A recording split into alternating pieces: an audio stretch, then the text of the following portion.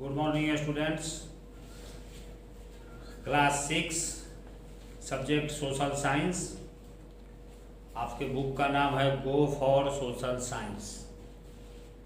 इसका हिस्ट्री का first chapter looking into the past, अतीत का अवलोकन।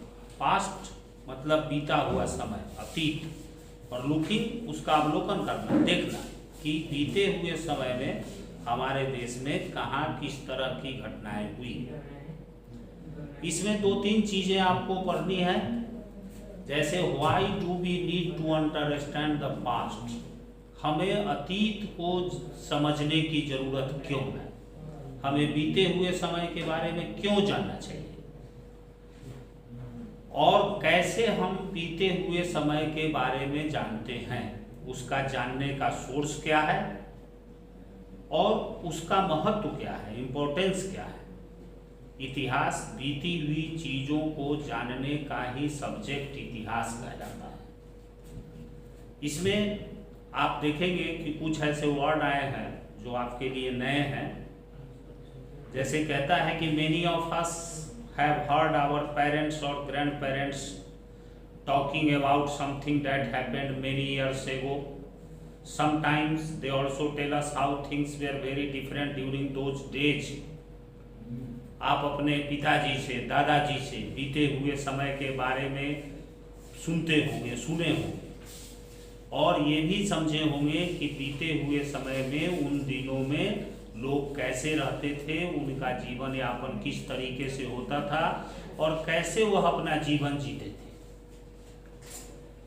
स्टडिंग द पास्ट, अतीत का अध्ययन करना। स्टडिंग मतलब अध्ययन करना, बीते हुए समय का अध्ययन करना।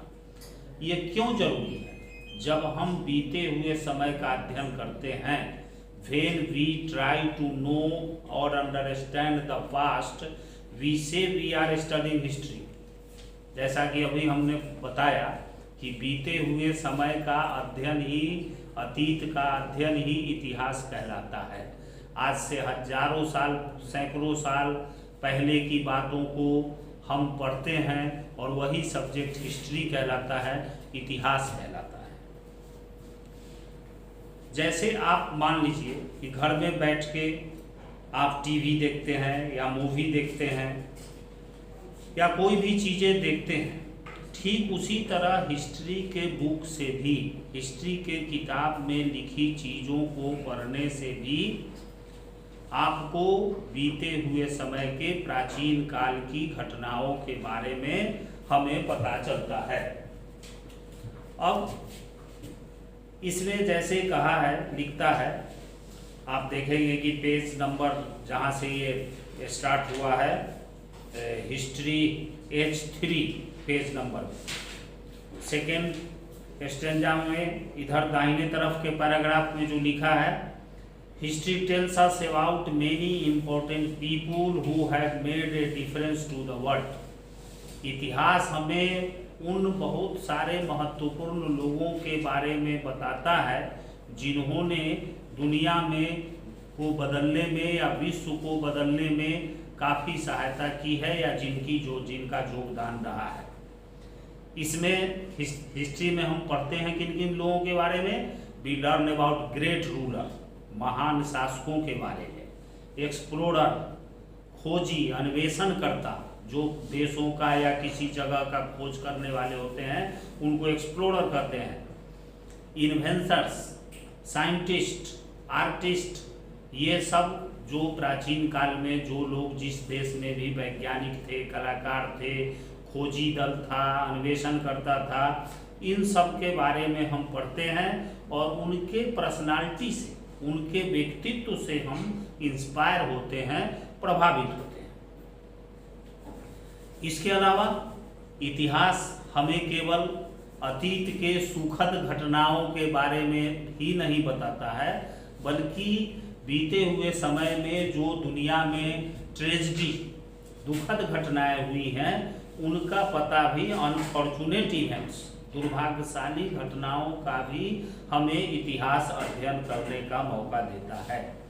जैसे उदाहरण के लिए 1945 में एक शक्तिशाली न्यूक्लियर बॉम्ब, एक शक्तिशाली परमाणु बम जापान के 2 शहरों हिरोशिमा और नागासाकी पर अमेरिका के द्वारा गिराया गया था, जो परमाणु बम का फर्स्ट एंड आज तक का लास्ट यूज है।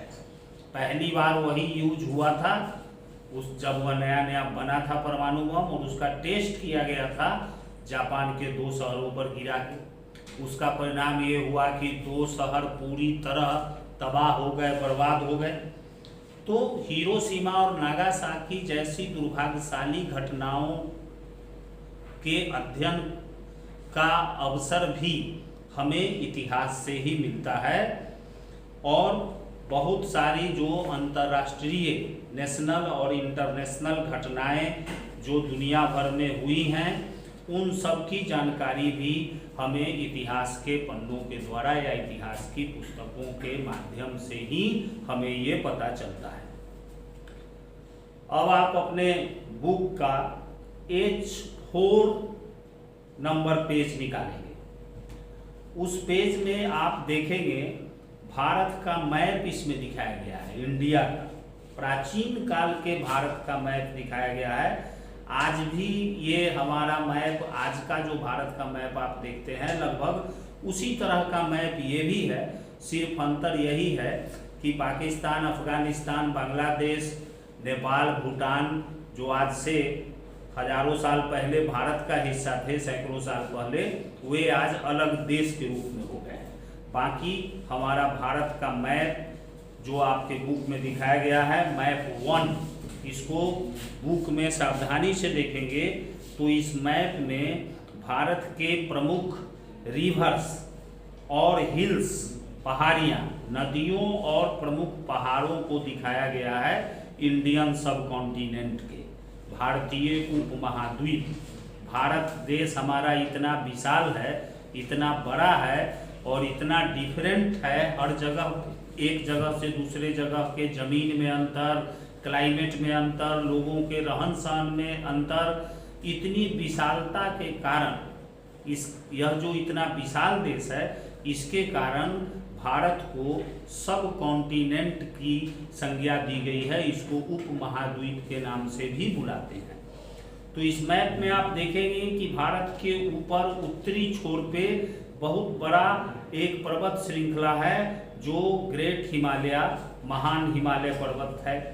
उसके बाद इसमें बाएं तरफ आप थार डेजर्ट को देख सकते हैं, विभिन्न नदियों को देख सकते हैं। हिमालय पहाड़ से भारत या पाकिस्तान में जितनी भी नदियां बहती हैं, क्योंकि पाकिस्तान भी 1947 के पहले भारत का ही हिस्सा था, तो पाकिस्तान की भी जितनी नदियां हैं उनका उद्गम स्थल भी हिमालय है, और भारत की जो नदियां हैं उनका उद्गम स्थल भी हिमालय है। आप देख रहे हैं कि सतलज, रावी, चेनाब, इंडस रिवर, सिंधु नदी हमारे देश की सबसे प्राचीन नदी है, और इसी इंडस रिवर के नाम पे ही भारत का नाम अंग्रेजों ने अंग्रेजी में इंडिया रखा। इंडिया वर्ड इंडस रिवर से ही बना है। इंडस रिवर जिस देश में बहती है वह देश भारत है, वह देश इंडिया है। इसीलिए इंडस नदी से हमारे देश का नाम जुड़ा हुआ है। आज उसमें आप साउथ, ये मैप में आप देखिए कि डेक्कन प्लेटू, दक्कन का पठार भारत के दक्षिणी भाग में, वेस्टर्न घाट को दिखाया गया है, विंध्या रेंज, उसके बगल में आप देख सकते हैं Narmada river, Tapi river, Mahanadi river, Bharat की सबसे प्रमुख नदी गंगा रिवर, यमुना रिवर, सोन रिवर, भारत के पूर्वी क्षेत्र में गारो हिल्स। तो ये सारे जो ज्योग्राफिकल लोकेशन, भौगोलिक स्थान जो दिखाए गए हैं इस मैप में, इसको देख के आपको भारत, प्राचीन भारत और आज के भारत के भौगोलिक रूपरेखा का अंदाजा मिलता है। तो यह मैप हमें देश के पहाड़ों के बारे में, देश की प्रमुख नदियों के बारे में स्पष्ट और विस्तृत जानकारी प्रदान करती है। जैसे आप H4 पेज में ऊपर से देखेंगे, technology has become a very important part of our daily lives. we see people using mobile phones. We spend a lot of our time watching television or using the computer. Most parts of our country have electricity supply. We travel by cycle, car, bus or by an aeroplane. आज हम विकसित दुनिया में रह रहे हैं। आज तमाम तरह के टेक्नोलॉजी तकनीक हमारे सामने है, जिससे हम टेलीविज़न, मोबाइल फ़ोन, कंप्यूटर वगैरह का यूज करते हैं। यातायात के साधनों में भी बदलाव आया है। आज हम साइकिल, कार, बस, एरोप्लेन, शिप, ये सारे साधन हैं। लेकिन हमेशा दुनिया ऐसी नहीं थी। जब इन सब चीज़ों का आविष्कार नहीं हुआ था, उस समय भी लोग इस दुनिया में थे, इस देश में थे, उनका भी जीवन चलता था जैसे आज हमारा जीवन चलता है। लेकिन उस समय उनके जीवन जीने के साधन अलग थे। आज हम जिन चीज़ों का उपयोग करते हैं, प्राचीन काल के लोग, पुराने समय के लोग उन सब चीज़ों का इस्तेमाल नहीं करते थे, क्योंकि उस समय वो सारी चीज़ें उपलब्ध नहीं था।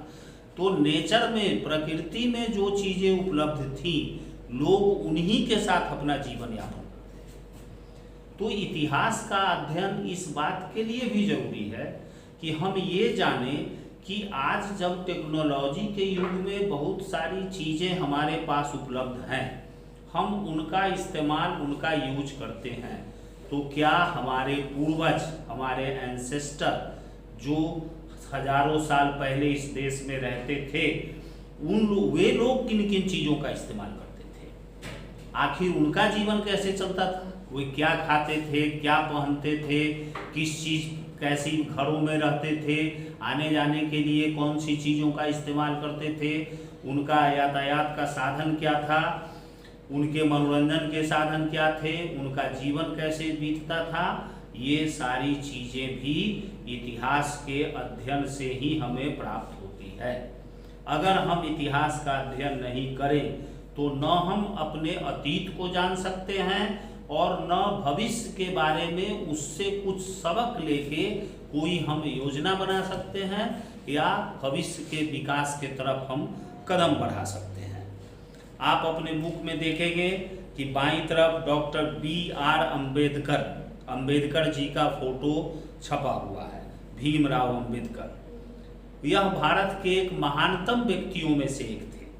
महान तो सभी होते हैं, लेकिन अम्बेडकर जी भारत के महानतम व्यक्तियों में से एक थे, जिन्होंने इस देश में फैली सामाजिक कुरीतियाँ और जातिगत भेदभाव और असमानता के खिलाफ आवाज़ उठाया, उसमें सुधार लाने का प्रयास किया।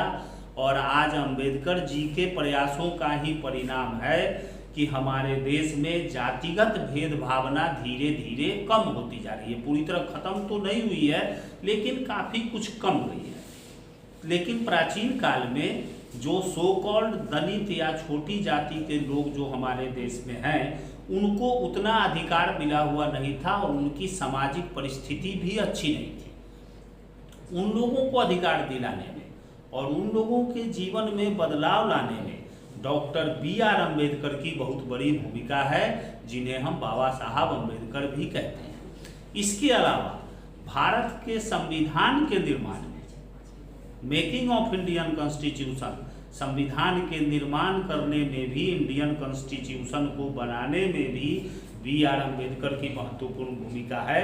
इसीलिए ये हमारे देश के एक महापुरुषों में इनकी गिनती होती है। क्विक फैक्ट्स इसी पेज में आप देखिए। Mehrgarh which lies in the region of Sulaiman and Kirthar hills near the river Indus. ये भारत की सबसे पुरानी सभ्यता है। मेहरगढ़ सिविलाइजेशन और इंडस वैली सिविलाइजेशन, सिंधु नदी घाटी की सभ्यता और मेहरगढ़ की सभ्यता, ये भारत की सबसे प्राचीन सभ्यता है, जो सिंधु नदी के किनारे के क्षेत्रों में सबसे पहले, आज से 8000 वर्ष पहले ये सभ्यता उदय हुई थी। उसके बाद आप विंध्या हिल मैप में देखिए। विंध्याचल पर्वत भारत के ठीक बीच में पश्चिम से पूरब की ओर फैली हुई है। यानी यह पर्वत भारत को उत्तर और दक्षिण के हिसाब से दो भागों में बांटती है।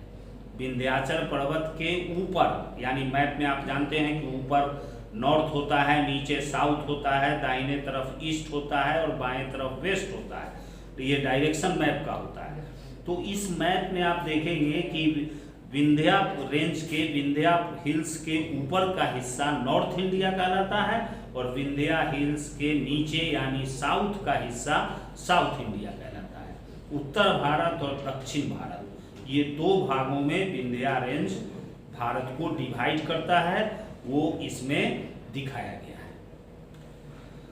अब आगे दो शब्दों के बारे में आपको देखना है। एक हमने बोर्ड पे लिखा है आर्कियोलॉजी, पुरातत्व, आर्कियोलॉजिस्ट पुरातत्ववेत्ता, और एक्सकेवेशन उत्खनन। ये तीन वर्ड आपको बुक में पेज नंबर H5 में देखने को मिलेंगे।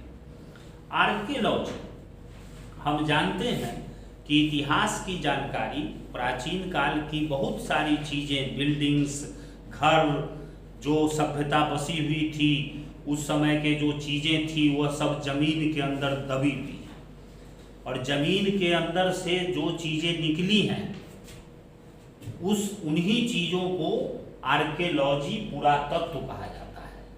आर्कियोलॉजी का मतलब ही होता है कि जमीन के नीचे दबी हुई जो चीजें थी, जिनको निकाल करके प्राचीन काल के बारे में उन चीजों के माध्यम से हमें जानकारी मिलती है, उन सारी वस्तुओं को हम आर्कियोलॉजी, पुरातत्व कहते हैं।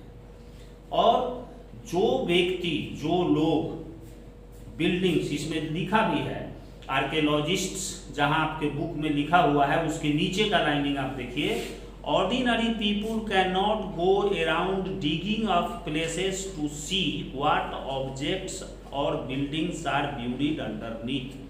साधारण लोग जमीन के नीचे दबी हुई चीजों को नहीं निकाल सकते।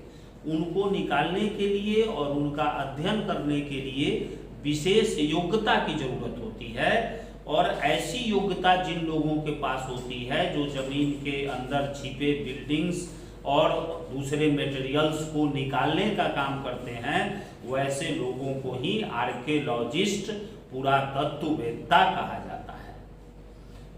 उनका काम होता है find objects, building and other clues that provide some kinds of information. जमीन में दबी हुई या पुरानी चीजों को खोजना, उनका पता लगाना, जो प्राचीन समय के इतिहास के बारे में जानकारी उपलब्ध करा सके, ऐसे लोगों को आर्कियोलॉजिस्ट या पुरातत्ववेत्ता कहा जाता है। और ये जो प्रोसेस होता है, when archaeologists dig up places to find out about the past, it is called excavation. जब पुरातत्व शास्त्री किसी स्थान पर दबी हुई चीजों को निकालने के लिए जो जमीन खोदने का काम करते हैं, उस प्रोसेस को एक्सकेवेशन, उत्खनन कहा जाता है। उसको खुदाई भी कहते हैं इन दूसरे भाषा में। ऐसे उत्खनन इसका शब्द है। तो आर्कियोलॉजिस्ट क्या काम करते हैं? एक्सकेवेशन का काम करते हैं, उत्खनन का काम करते हैं, और जो चीजें उन्हें मिलती है उन चीजों के आधार पर इतिहास का अध्ययन या इतिहास की जानकारी आर्कियोलॉजिस्ट प्राप्त करते हैं। उसके बाद है आपका हिस्टोरियंस, इतिहासकार। इतिहास लिखने वाले व्यक्ति को इतिहासकार कहते हैं। तो आप जो हिस्ट्री के बुक में जो लिखी हुई चीजें देखते हैं, तो लिखने वाला व्यक्ति तो आज से हजारों साल पहले, 2000 साल पहले नहीं था, तो आखिर उसने किस आधार पर इन चीजों को लिखा? तो अभी जिनके बारे में आपने पढ़ा, आर्कियोलॉजिस्ट, पुरातत्व शास्त्री, ये लोग जिन मटेरियल, जिन बिल्डिंग्स, जिन चीजों को एक्सकेवेशन के माध्यम से बाहर निकाल के लोगों के सामने लाते हैं, उन चीजों का अध्ययन करके, स्टडी करके, उनके बारे में राइटिंग, लिखने का काम जो व्यक्ति करता है उसे हम इतिहासकार कहते हैं। उन चीज़ों का अध्ययन किया जाता है और अध्ययन करके उनके बारे में विस्तृत विवरण डिस्क्रिप्शन लिखने वाले जो व्यक्ति होते हैं उनको हम कहते हैं हिस्टोरियंस। आप इसमें देखें, historians are people who study history and have done extensive research on the subject. जो इतिहास का अध्ययन करते हैं और उस सब्जेक्ट का गहन खोज करते हैं, रिसर्च करते हैं, अन्वेषण करते हैं, इतिहास के घटनाओं के बारे में, ऐतिहासिक चीज़ों के बारे में। वैसे एक्सटेंसिव रिसर्च करने वाले जो व्यक्ति होते हैं उन्हें हम इतिहासकार कहते हैं, जो न केवल इतिहास के बारे में लिखते हैं बल्कि उसका अध्ययन भी करते हैं और उसका रिसर्च भी करते हैं, इतिहास की खोज भी करते हैं। They often may write book about the people and events of the past. इतिहासकार अतीत के लोगों के बारे में किताबें लिखते हैं और अतीत की घटनाओं का भी वर्णन करते हैं अपने किताबों में, पुस्तकों में। पीपुल एंड इवेंट्स, लोगों और घटनाओं दोनों के बारे में इतिहासकार बताते हैं।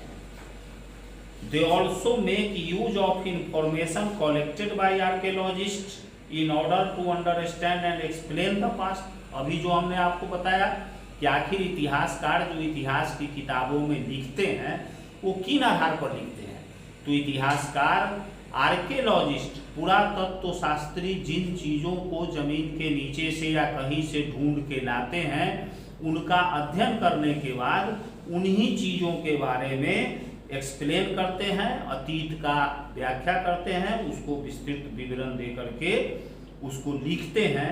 ये सब काम करने वाले व्यक्ति जो होते हैं दे वर कॉल्ड हिस्टोरियंस, उन्हें हम कहते हैं इतिहासकार। तो पुरातत्ववेत्ता और इतिहासकार ये दोनों के बारे में आपने जाना।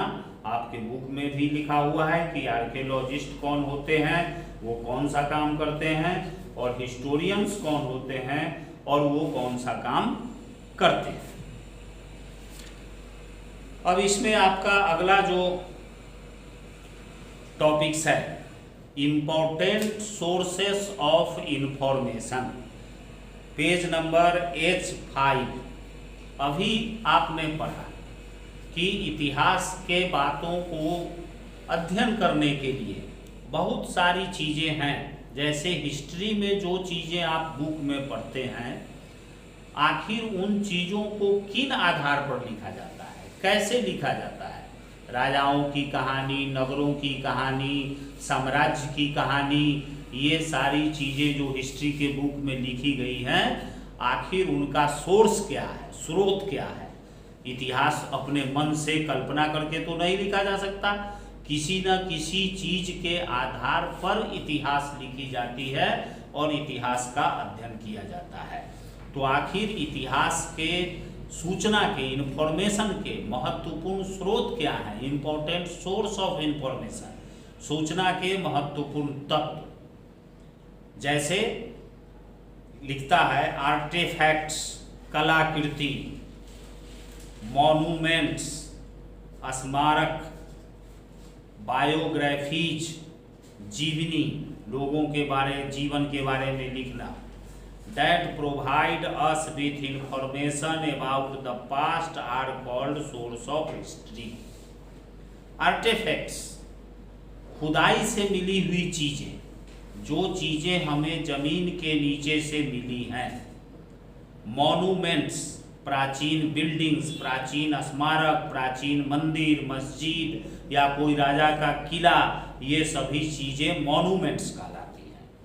तो ये मॉन्यूमेंट्स और लोगों के बारे में जो उनकी बायोग्राफी लिखी गई है, इन चीज़ों के द्वारा हमें इतिहास के अध्ययन का स्रोत, सोर्स पता चलता है। यही सब चीज़ें इतिहास पढ़ने के स्रोत माने जाते हैं। जैसे objects of daily use found at excavation sites, उत्खनन स्थल पर, एक्सकेवेशन साइट्स, जहाँ खुदाई होती है, जहाँ जमीन खोद के पुरानी चीज़ों को ढूंढा जाता है, तलाश किया जाता है, उसको एक्सकेवेशन साइट्स कहते हैं। तो उत्खनन स्थल पर लोगों के प्रत्येक दिन दैनिक जीवन में यूज होने वाली चीजें मिली हैं, जिसमें कौन कौन सी चीजें मिली हैं? इंक्लूड कुकिंग यूटेंसिल्स, खाना बनाने के सारे बर्तन साधन, tools for grinding and cutting, काटने का और ग्राइंडिंग छेद करने का या पत्थर में सुराख करने का, ये इसके औजार मिले हैं। ज्वेलरी, आभूषण मिले हैं जो उस समय के लोग यूज करते थे। वीपन्स फॉर हंटिंग, शिकार करने के हथियार मिले हैं, औजार मिले हैं। एंड टॉयज, और बच्चों के लिए खिलौने वगैरह मिले हैं।